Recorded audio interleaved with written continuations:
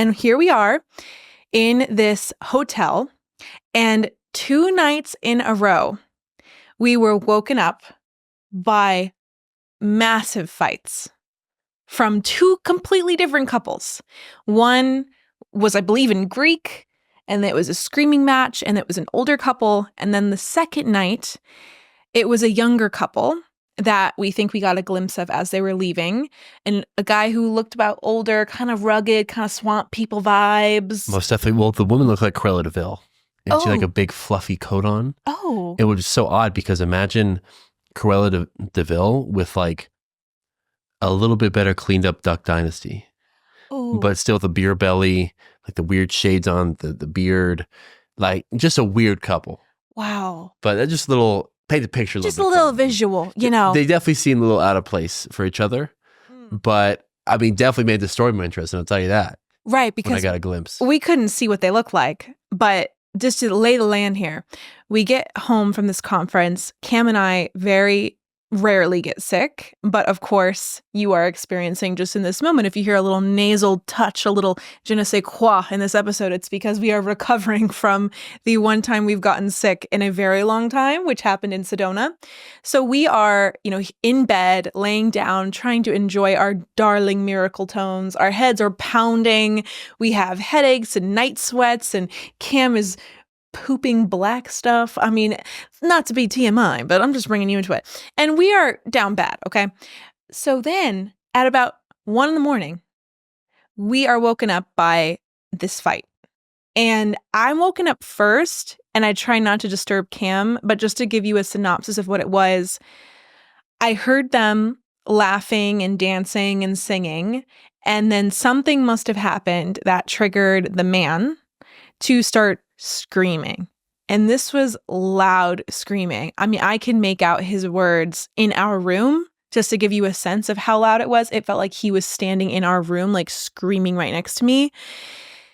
And I try not to put any energy on words like this or even speak them because our words are so powerful. But I'm just going to share this because I feel like if you are told this yourself, if you've been in a relationship with someone like who speaks like this, if you experience this from anyone in your life, I invite you to reconsider this relationship. And so I'm going to share what he said. He started screaming and said, "This is why men always leave you. This is why men run from the hills when they get to know you. This is why you're going to die alone. You are too in your masculine. You are a nightmare. If you want princess treatment, you need to act like a princess. You need to get your act together. You are lucky that I'm even spending this time with you and that I'm even willing to put up with your shit." All of this venom. Now, that's a little condensed version. It was even more hateful than that, but I'm going to spare the curse words and the true venom of it. But imagine that being screamed for 20 minutes. And I'm just imagining on the other side of the wall, this guy, like veins popping out of his neck, like screaming. And I can't hear the woman's side because she's quieter. Now, I'm not excusing her. She may have said something. There's always 2 sides to a fight or an argument. But I could not hear anything she was saying. All I could hear was him. So about 20 minutes in, things get really quiet.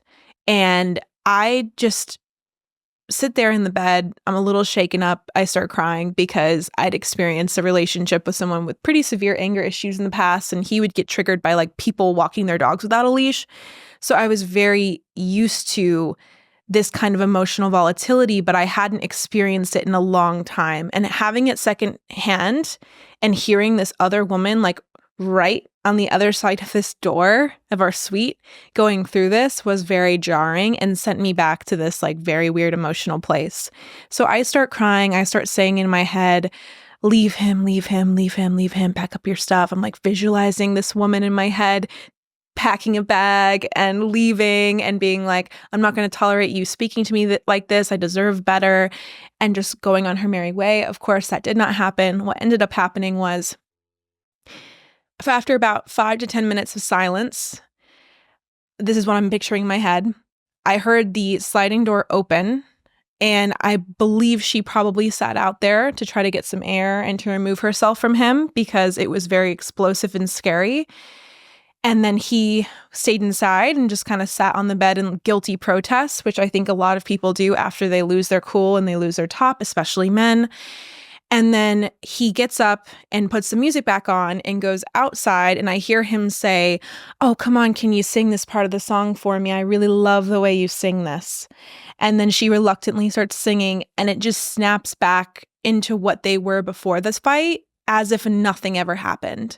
And it truly felt like emotional whiplash.